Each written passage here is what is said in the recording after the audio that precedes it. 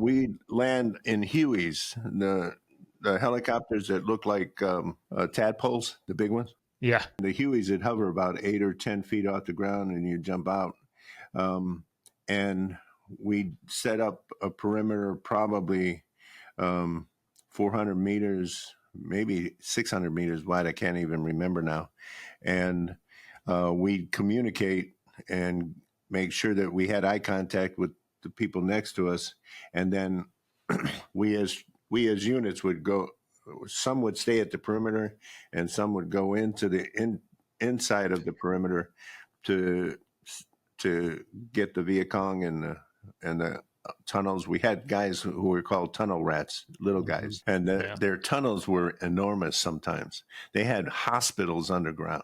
Wow. That's how they beat the French, with their tunnels back in the 50s. So how much did you weigh when you got to Vietnam? How old were you? At 19, 18? I was 18. I weighed 180 pounds. 180. Wow. Yeah. And the guys that went into the tunnels, the tunnel rats, I mean, how tall were those guys?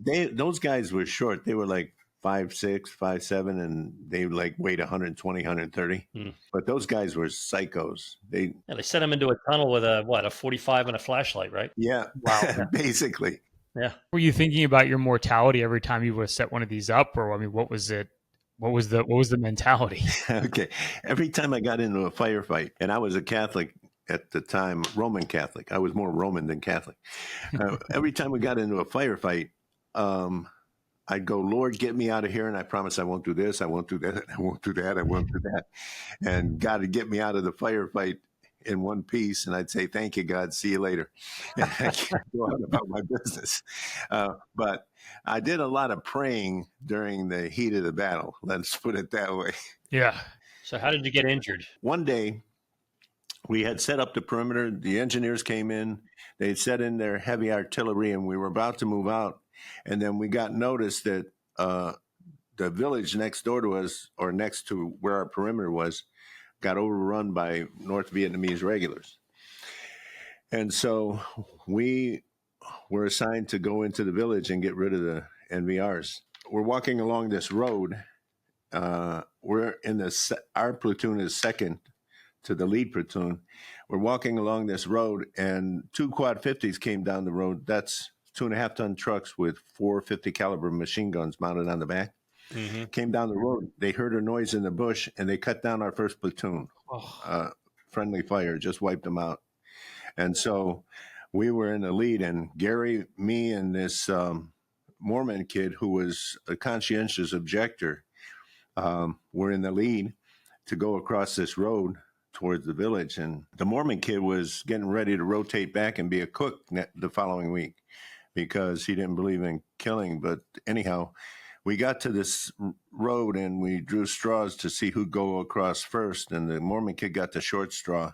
And halfway across the road, he got his head blown off. Oh, my God. And I drew the second straw, and I ran across the road. And as I dove into the ditch on the other end of the road, they caught me in the leg.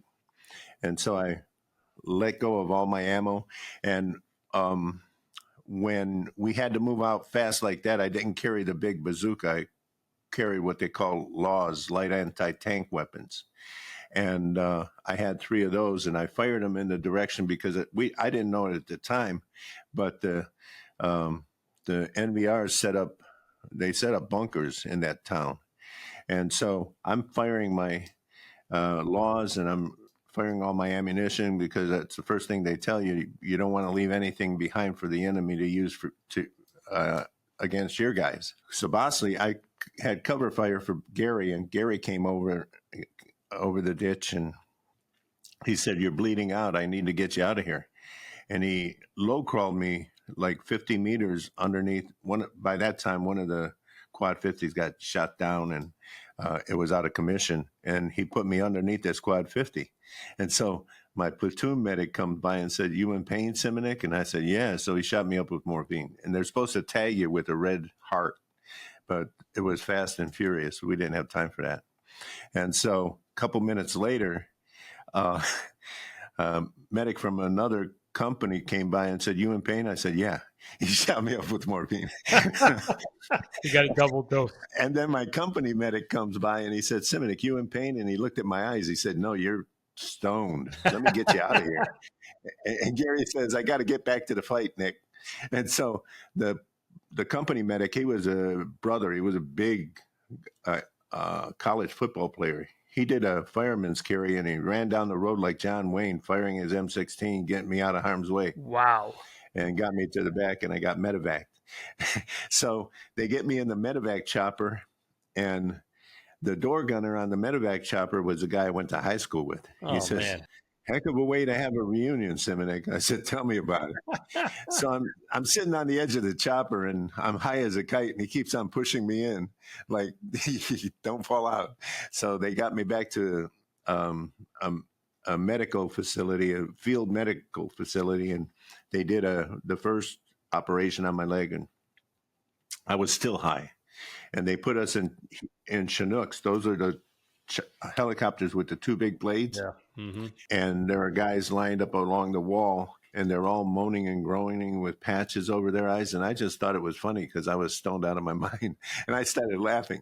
My platoon lieutenant was shot up, and he said, Simonic, shut up or I'll get you court-martialed. I said, yes, sir. That's the last thing I remember. No. After you recovered? I got the $1 million wound. That's a wound that sends you back to the States. So after I had a spinal on the second operation, and you're not supposed to move for 8 hours. But back then in Nam, after the operation and post-op, the nurse came in and said, want a cigarette? I said, sure. Back then I smoked, and I'm sedated still. So I lit up the cigarette, and next thing I know, I'm burning the bed next to me with the cigarette. Oh my God. And I jumped up and I was in excruciating pain for 2 weeks. I couldn't sleep. I couldn't eat. They kept on shooting me up with morphine, and that didn't work. But finally, after 2 weeks, it just disappeared. The commanding general of the 101st Airborne came by my bed, and he said, you knocked out a bunker. It was an accident. All of my stuff was an accident. You knocked out a bunker. Is that when you were just trying to get rid of all your ammo when you got to the other side? Yeah. So he gave me a commendation medal with a V for Valor. And so the Screaming Eagle magazine, this is another Simonism.